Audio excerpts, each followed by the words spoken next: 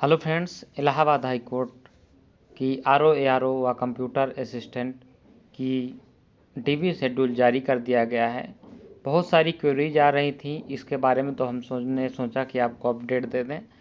कल ही इसका शेड्यूल जारी हुआ था और 2 तारीख से लेकर 6 तारीख तक आपका डीवी शेड्यूल है। तो यहाँ पे देखिए नोटिस में क्या लिखा है। The candidate who have been declared successfully as per the publish notice.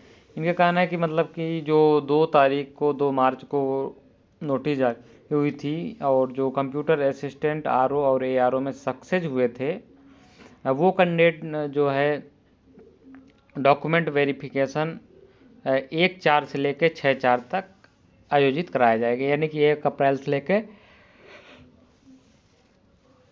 6 अप्रैल तक ये चलेगा। ठीक है, तो यहाँ पे लिखा है कि देखिए किस पोस्ट के लिए है। तो आरओ के लिए आपको 1 तारीख को, फिर एआरओ के लिए आपको 1 से 86 तक 2 तारीख को, फिर 87 से 172 तक 3 को, फिर 173 से 258 4 तारीख को 5 तारीख को, उसके बाद 259 से 344 तक 6 अप्रैल को। ठीक है, उसके बाद कंप्यूटर असिस्टेंट के 15 अभ्यर्थियों का भी वही 6 तारीख को कराया जाएगा। ठीक है, तो यहाँ पे आगे क्या है, the candidate will report eight 10 AM। ठीक है, तो 10 बजे आपको रिपोर्ट करना है।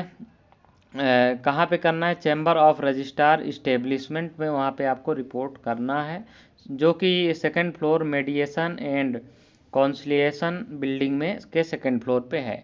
न्यू एक्सटेंशन बिल्डिंग यहाँ पे दिया है, new extension building high court of जुडिक्शन new extension building पे है। तो कुल मिला के आपको कौन कौन से डॉक्यूमेंट रखना है यहाँ पे दिया है। एक सेट आपको फ़ोटो कॉपी रखना है और अटैच्ड जो उसका फ़ोटो, आपकी कलर फ़ोटो जो आप फॉर्म के समय लगाए हैं वो आपके पास होनी चाहिए। अब कौन से डॉक्यूमेंट की ज़रूरत होगी, high school intermediate marksheet certificate, graduation में पीजी यदि अप्लीकेबल है तो, नहीं तो अप्लीकेबल नाम मांगा ही नहीं था, तो पीजी तो ज़रूरत ही नहीं है। और डिप्लोमा यदि आपने ट्रिपल-सी किया है या ओ लेवल किया है तो वो होना चाहिए, या उससे रिलेटेड आप संबंधित कोई डिग्री जो भी अगर मान्य है उसको आपने किया है तो वो भी आपका चलेगा। ठीक है, फिर डोमिसाइल सर्टिफिकेट, यानी कि यूपी के आप निवासी हैं तो रिजर्व कैटेगरी के लिए है। फिर कास्ट सर्टिफिकेट, ये भी रिजर्व कैटेगरी के लिए है।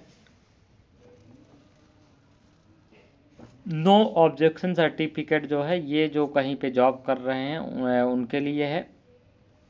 डिस्चार्ज सर्टिफिकेट एक्स सर्विसमैन आदि के लिए है। और certificate in favour of sports person यदि आप हैं तो उसका चाहिए। फिर यदि आप डिसेबल्ड पर्सन है यानी कि फिजिकली हैंडीकैप हैं तो आपके लिए ये 11 नंबर है, उसका जो भी सर्टिफिकेट है वो।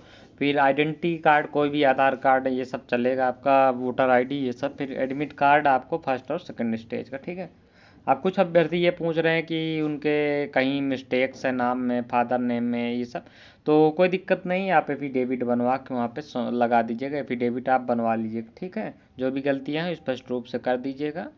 ठीक है, और किसके नाम पे आपको बनवाना है, तो ये रजिस्ट्रार के नाम से आपको बनाना है। ठीक है, कोई दिक्कत नहीं है, इस नाम से आप बनवा लीजिएगा। तो ये सारी प्रक्रिया है। बाकी कोर्ट केस का जो लोग पूछ रहे हैं, कोर्ट केस का देखिए हम पहले ही बता रहे थे कि कुछ नहीं होने वाला है। अभ्यर्थी अपना पैसा और समय दोनों बर्बाद कर रहे हैं। अब ये क्लियर हो गया है डीवी शेड्यूल जारी होने के बाद कि वास्तव में कुछ नहीं होगा। अगर मान लीजिए केस एक्सेप्ट भी होता है तो सुनवाई चलती रहेगी, रिजल्ट और ज्वाइनिंग वाइनिंग जो है वो सब कोर्ट के अधीन रहेगी। तो कुल मिला के ये कहानी है, बाकी क्या ही बताएं, सब कुछ हो गया है। अब डीवी के लिए आप लोग तैयार हो जाइए अपने डॉक्यूमेंट। हाँ, एक चीज़ और है कि डॉक्यूमेंट काफ़ी अभ्यर्थी पूछ रहे हैं कितने दिन का, तो अगर आपके पास यदि अभी नया बनवा लीजिए तो बेहतर है, 6 महीने के अंदर का हो तो बेहतर है।